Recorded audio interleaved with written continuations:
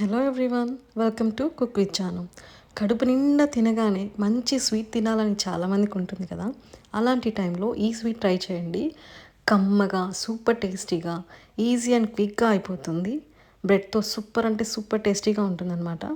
ప్రాసెస్లోకి వెళ్ళిపోదామా? ఫస్ట్ మనం బ్రెడ్ స్లైసెస్ని కట్ చేసుకోవాలన్నమాట. నేను 5 బ్రెడ్ స్లైసెస్ తీసుకున్నాను. ఇవి ఈజీగా 4 to 5 మెంబర్స్కి సరిపోతుంది. స్వీట్ ఎక్కువగా తినే వాళ్ళకైతే 4 మెంబర్స్కి సరిపోతుందన్నమాట. బ్రెడ్ పీసెస్ని ఇలా క్యూబ్స్ లాగా కట్ చేసుకున్నాను. మీకు ఏ షేప్లో కావాలంటే ఆ షేప్లో కట్ చేసుకోవచ్చు. మీకు 4 పీసెస్ కావాలంటే 4 చేసుకోండి, 6 కావాలంటే 6 చేసుకోండి. చేసేసుకున్నాక ఇలా సెపరేట్గా విడదీసుకొని పెట్టుకోండి. ఇప్పుడు ఒక ప్యాన్లో 2 టేబుల్ స్పూన్ నెయ్యి వేసుకోండి. మంట మీడియం ఫ్లేమ్లో పెట్టుకోండి. నెయ్యి కొంచెం కాగాక బ్రెడ్ స్లైసెస్ని ఒక్కొక్కటిగా ఒక లేయర్ లాగా పేర్చుకోండి. ఇలా ఒకదాని తర్వాత ఒకటి అరేంజ్ చేసుకోండి.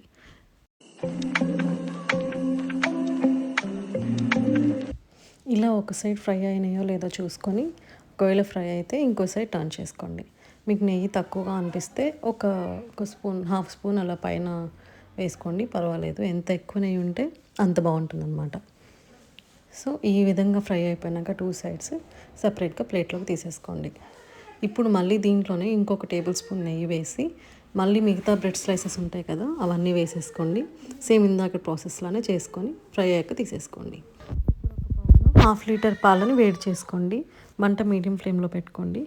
ఇవి కాగే లోపల ఒక బౌల్లో 1.5 టేబుల్ స్పూన్ కస్టర్డ్ పౌడర్ తీసుకోండి. దీంట్లోకి కొంచెం కొంచెంగా మిల్క్ యాడ్ చేసుకుంటూ కలుపుకోవాలి. నేను రా మిల్క్ తీసుకున్నాను. మీరు కాచి చల్లార్చిన పాలైనా తీసుకోవచ్చు, ఏదైనా పర్వాలేదు. ఉండలు కట్టకుండా కలుపుతూ ఉండండి. ఇలా బాగా కలుపుకున్నాక పక్కన పెట్టుకోండి. ఇప్పుడు పాలు ఎంతవరకు కాగాయో చూసుకుందాం. పాలని మధ్య మధ్యలో ఇలా కలుపుతూ ఉండండి. పైన లేయర్ కట్టకుండా చూసుకోవాలన్నమాట. లేయర్ కడితే బాగోదు. సో ఈ మాత్రం పొంగొచ్చాక ఈ టైంలో మనం షుగర్ యాడ్ చేసుకోవాలి. నేను హాఫ్ లీటర్ పాలకి 1 కప్పు షుగర్ యాడ్ చేస్తున్నాను. మీకు ఎక్కువ షుగర్ తినేవాళ్ళనుకుంటే ఇంకొక పావు కప్పు యాడ్ చేసుకోవచ్చు, బాగుంటుంది. అలా షుగర్ వేసేసుకొని తిప్పుతూ ఉండండి, కలుపుతూ ఉండండి. షుగర్ అంతా కరిగిపోయి పాలు బాగా మరిగాక ఇప్పుడు ముందుగా మనం కలిపెట్టుకున్నాం కదా కస్టర్డ్ మిల్క్, దీంట్లో యాడ్ చేసేసేయాలి. తిప్పుతూ యాడ్ చేయండి, కొంచెం కొంచెం పోసుకుంటూ. ఒకేసారి యాడ్ చేస్తే పాలల్లో ఎక్కడో ఒక దగ్గర ఉండలాగా కట్టేస్తుంది. సో తిప్పుతూ కలుపుకుంటూ యాడ్ చేయండి. యాడ్ చేశాక కూడా కలుపుతూ ఉండాలన్నమాట. ఈ పాలు అనేవి కొంచెం థిక్ కన్సిస్టెన్సీ వచ్చేదాకా కలుపుకోవాలి. మరీ థిక్గా ఉండొద్దు, లైట్గా కూడా ఉండొద్దు.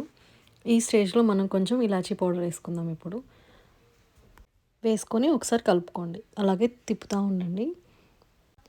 అలా ఉండలు లేకుండా కలుపుతూనే ఉండండి. ఈ కొంచెం థిక్ కన్సిస్టెన్సీ వచ్చేలాగా. ఈ కన్సిస్టెన్సీ వచ్చాక మీరు స్టవ్ ఆఫ్ చేసేసుకోవచ్చు. స్టవ్ ఆఫ్ చేసేసి పక్కన పెట్టేసేయండి. కొంచెం గోరువెచ్చ అయ్యే వరకు కూడా మనం దీన్ని కలుపుతూనే ఉండాలన్నమాట. మళ్ళీ అలాగే ఉండేస్తే పైన ఒక థిక్ లేయర్ లాగా ఫామ్ అయిపోతుంది. సో బాగోదు. ఈ మిశ్రమం అంతా కొంచెం గోరువెచ్చన అయ్యే వరకు కూడా మీరు కలుపుతూనే ఉండండి. ఇది కొంచెం గోరువెచ్చన అయ్యాక డ్రై ఫ్రూట్స్ యాడ్ చేసేసుకోండి. వేసుకొని ఒకసారి కలుపుకోండి.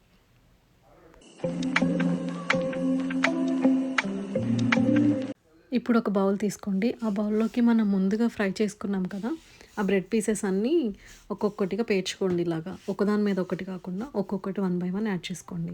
దీనిపైన ఈ కస్టర్డ్ని పోర్ చేసుకోండి.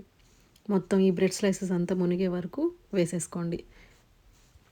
మీరు కావాలంటే ఫ్లాట్ సర్ఫేస్ ఉన్న బౌల్ తీసుకుంటే మీకు కేక్ లాగా కూడా ఉంటుంది, బాగుంటుంది చూడటానికి. అలా కూడా నేను మాత్రం ఇట్లాంటి డిష్ తీసుకున్నా. ఇప్పుడు మళ్ళీ ఇంకొన్ని బ్రెడ్ స్లైసెస్ పైన యాడ్ చేసుకొని సేమ్ ప్రాసెస్ రిపీట్ చేద్దాం అన్నమాట. కొన్ని బ్రెడ్ పీసెస్ అండ్ కొంచెం కస్టర్డ్ మిల్క్ అలా.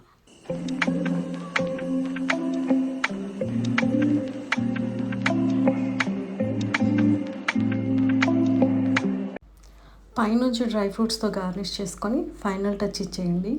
ఈ బ్రెడ్ కస్టర్డ్లో కొంచెం నానాక సర్వ్ చేసుకొని తినండి. సూపర్ యమ్మీగా ఉంటుంది. ఈ వీడియో మీకు నచ్చినట్టయితే లైక్ చేసేసి, కామెంట్ చేసేసి, షేర్ చేసేసి, సబ్స్క్రైబ్ కూడా చేసేసుకోండి. బాయ్.